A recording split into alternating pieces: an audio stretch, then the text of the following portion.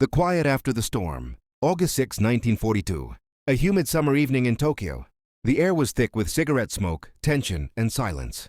Inside a guarded naval conference room, 5 of Japan's most powerful admirals sat in the dim glow of a single hanging light. Maps of the Pacific stretched across the walls, filled with red ink and black crosses, the marks of defeat. On the table lay the latest reports from Midway, pages soaked in the language of disaster. For months, Japan had hidden the truth from its people, that the unstoppable Imperial Navy had been stopped, crushed, and humiliated. 4 of their most prized aircraft carriers, Akagi, Kaga, Soryu, and Hiryu, now rested beneath the Pacific, along with hundreds of their finest pilots. The admirals said nothing. They didn't have to. Each man already knew what the others were thinking.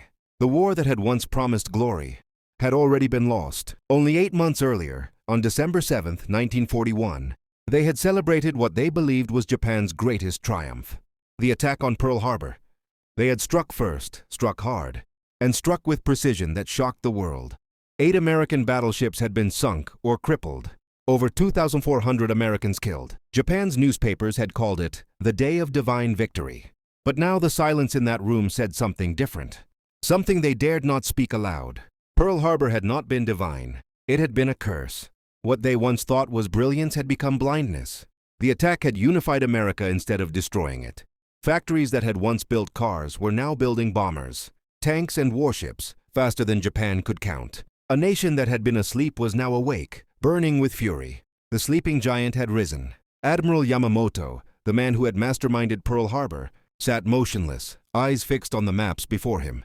He had warned Japan's leaders before the war began. If we are ordered to fight, we will run wild for 6 months. But I have no confidence in what will happen after that. Now, exactly 6 months later, his words had become prophecy. Every victory Japan had achieved across the Pacific was beginning to crumble. The empire was stretched thin.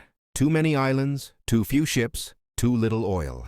And across the ocean, the United States was just getting started. A junior officer entered the room and placed another report on the table. It was the latest estimate of American ship production.